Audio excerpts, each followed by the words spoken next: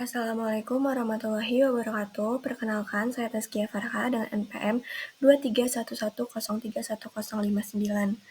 Pada kesempatan kali ini, saya akan menjelaskan materi bab 4 mata kuliah akuntansi keuangan lanjutan 1, yaitu konsolidasi pada anak perusahaan yang dimiliki penuh. Pengertian kertas kerja konsolidasi. Jadi, kertas kerja konsolidasi itu adalah dokumen yang digunakan dalam proses penyusunan laporan keuangan konsolidasi untuk menggabungkan laporan keuangan induk dan entitas anak. Fungsi kertas kerja konsolidasi itu adalah membantu dalam mengeliminasi akun-akun antar perusahaan dalam satu grup dan menyajikan laporan keuangan seolah-olah entitas yang dikonsolidasi adalah suatu kesatuan ekonomi. Komponen dalam kertas kerja konsolidasi yang pertama, itu ada laporan keuangan induk dan entitas anak. Yang kedua, ada eliminasi saldo antar perusahaan. Yang ketiga, ada penyesuaian nilai investasi. Yang keempat, ada penyesuaian goodwill atau keuntungan pembelian dari akuisisi. Kemudian ini selanjutnya ada format kertas kerja konsolidasi. Nah, jadi ini ada PT induk, ada PT anak, kemudian ada eliminasi, ada saldo di debit, kredit, kemudian ada konsolidasi atau penggabungan antara PT induk dan PT anak, serta terdapat akun-akun seperti penjualan, pendapatan, dan lain sebagainya.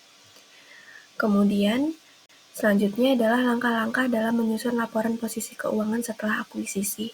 Nah, yang pertama itu kita harus identifikasi nilai wajar aset dan liabilitas entitas yang diakuisisi. Kemudian yang kedua, kita hitung goodwill atau keuntungan pembelian. Yang ketiga, kita eliminasi akun investasi dengan ekuitas entitas anak. Yang keempat, kita sesuaikan laporan posisi keuangan untuk mencerminkan penggabungan aset dan liabilitas berdasarkan nilai wajar. Nah, kemudian ada langkah-langkah konsolidasi setelah akuisisi atau 100% kepemilikan dan akuisisi di atas nilai buku. Yang pertama itu adalah revaluasi aset dan liabilitas entitas anak ke nilai wajar. Kemudian kita hitung goodwill sebagai selisih antara harga akuisisi dan nilai wajar aset bersih. Kemudian kita eliminasi akun investasi dengan ekuitas entitas anak. Kita hapus transaksi antar perusahaan dalam grup dan kompilasi laporan keuangan konsolidasi dengan angka yang telah kita sesuaikan. Kemudian ada ciri khas konsolidasi dengan goodwill. Yang pertama, adanya akun goodwill, yaitu selisih antara harga akuisisi dan nilai wajar aset bersih. Kemudian goodwill itu diuji penurunan nilainya atau impairment test secara periodik.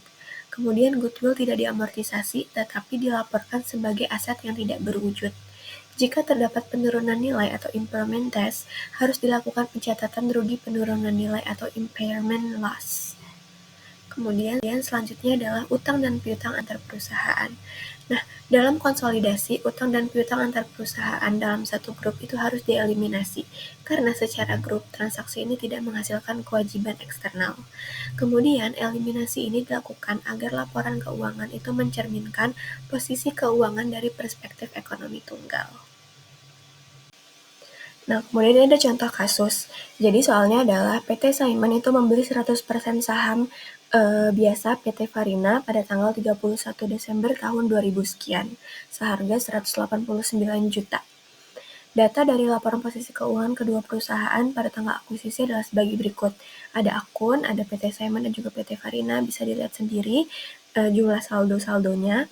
Kemudian pada tanggal kombinasi bisnis, nilai buku dari aset dan liabilitas PT Farina itu mendekati nilai wajarnya, kecuali untuk persediaan yang mempunyai nilai wajar 84 juta, serta bangunan dan peralatan bersih yang mempunyai nilai wajar 165 juta. Nah, kemudian kita diminta untuk membuat air jurnal yang diperlukan untuk penyusunan laporan posisi keuangan konsolidasi setelah penggabungan usaha. Kemudian kita juga diminta untuk membuat kertas kerja laporan posisi keuangan konsolidasian. Jadi yang pertama ini adalah kemudian ini yang pertama itu adalah jurnal mencatat diferensial atau selisih dan investasi. Di saldo debit itu ada saham biasa PT Farina, saldo laba, diferensial, dan di kreditnya ada investasi pada saham PT Farina. Untuk saham biasa, PT Farina ada 60 juta, saldo labanya 90 juta. Kemudian investasi pada saham PT Farina adalah 189 juta. Nah, selisihnya atau diferensialnya adalah 39 juta. Untuk mencatat alokasi selisih atau diferensial, itu di bagian debit ada persediaan sebanyak 24 juta, bangunan dan peralatan sebanyak 15 juta. Nah, diferensialnya sama seperti tadi, yaitu 39 juta. Kemudian ini adalah kertas kerja dari PT Simon dan juga PT Farina. Di sini ada pos-posnya, ada kas, piutang, persediaan, dan lain sebagainya. Kemudian ini ada eliminasinya dan konsolidasinya. Nah, jurnal-jurnal yang kita buat tadi, itu kita masukkan ke bagian eliminasi sesuai dengan akun-akunnya. Kemudian untuk konsolidasinya, itu adalah penggabungan dari PT Simon dan PT Farina. Nah, untuk kesimpulan dari PPT ini adalah penyusunan laporan posisi keuangan konsolidasian sesaat setelah akuisisi bertujuan untuk menyajikan kondisi keuangan grup sebagai satu entitas ekonomi dengan menghilangkan transaksi internal. Prosesnya itu mencakup eliminasi investasi induk pada anak perusahaan, catatan goodwill jika harga akuisisi melebihi nilai buku entitas anak, serta penghapusan saldo utang dan piutang antar perusahaan. Hal ini dilakukan untuk menghindari duplikasi aset dan liabilitas. Dengan melakukan konsolidasi secara tepat, maka laporan keuangan akan tetap balance, akurat, dan sesuai dengan prinsip akuntansi yang berlaku, sehingga dapat digunakan untuk analisis dan pengambilan keputusan yang baik. Sekian materi yang dapat saya sampaikan. Lebih kurangnya saya mohon maaf.